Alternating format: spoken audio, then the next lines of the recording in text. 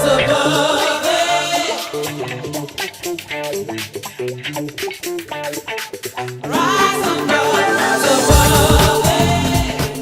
YouTube, this is Travis, and I'm going to put something on here that hit my heart today while I went to church this morning, and also a friend of a video that I saw this morning, and he's a Christian brother. I'm not going to say who he is, but one of the videos I saw from him kind of made me think about maybe putting this on too.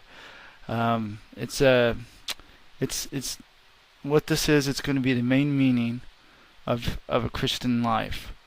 Of a Christian life should be like. You know, there's one word that is the greatest of all words. I mean, you can have faith, you can have prophecy, you can have tongues, you can have healing and miracles, but without this word, without this in your heart, it means nothing. And that word that I'm talking about is love. And I want to read out of 1 Corinthians, of course, chapter 13. Man, one of my favorite books, if not my favorite.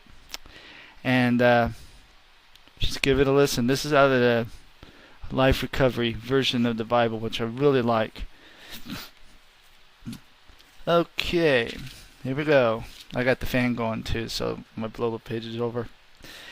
If I can speak any language in heaven or on earth, but I didn't love others, I would only be making meaningless noise, like a loud going or a clanging cymbal.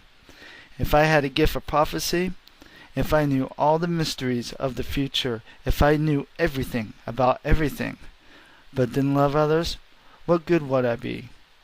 And if I had the gift of faith, so that I could speak to a mountain to make it move, without love, I would be no good to anybody.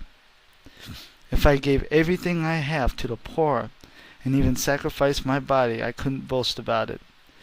But if I didn't love others, I would be of no value whatsoever. Wow, that's powerful. I love the way this Bible says it. It shows the power of love and forgiveness and witnessing to people who needs the love of Jesus. And that's the main goal for any Christian, for any man of God. You know, when people speak and preach, people's got to understand. A lot of Christians, they're speaking to themselves first. They're preaching to themselves first, and then out of love, they're trying to reach you guys, the listener, the wanderer, the watcher, the criticizer. You know, the haters. They're talking to you guys out of love. Love that some of your parents don't give you. And a lot of people don't know how to take that.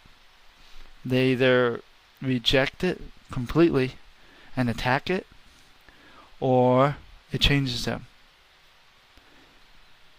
So, what is love supposed to be like? Let's find out.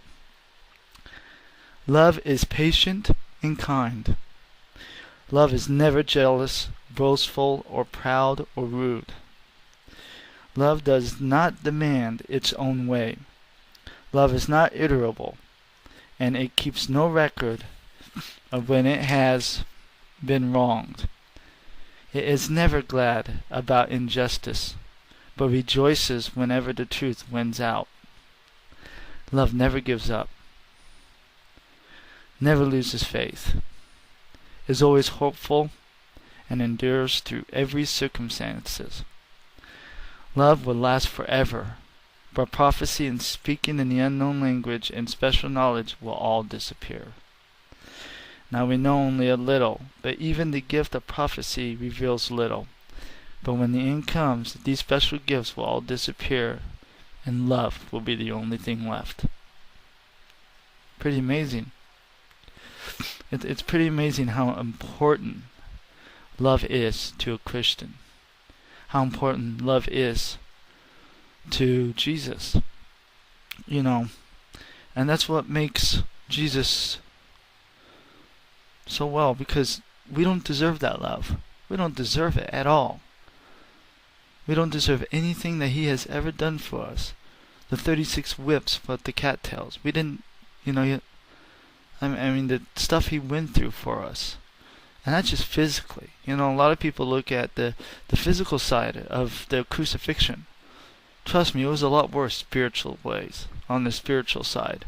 With demons and the devil right in his face the whole time, trying to tempt him. That was a lot more harder than the physical. And that's where a lot of people don't talk about, is the spiritual side of the Bible and the spiritual side of being a Christian.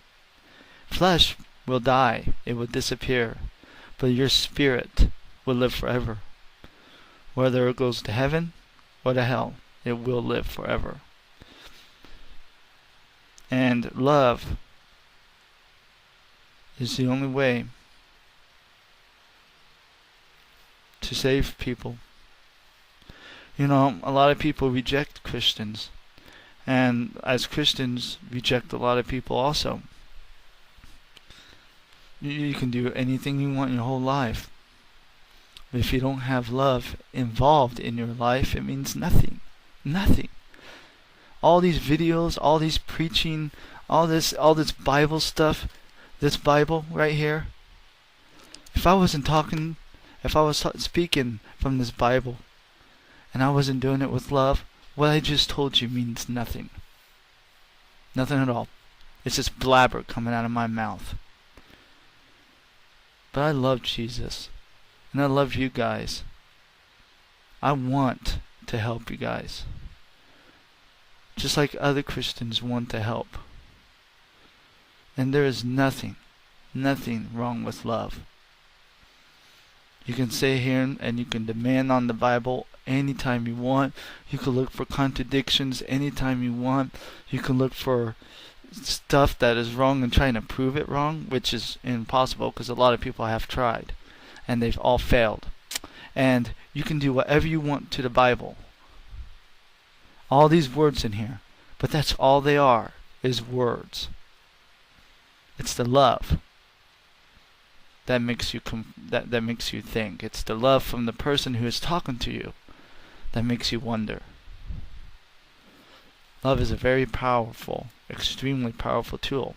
Jesus himself is love. God himself is love. Love thy neighbor as you love thy neighbor as you love thyself. But most all, love Jesus with all your mind, heart, and soul. I don't know where that's at, but I know it's Matthew. I got more to read. There's probably going to be a 2-part video.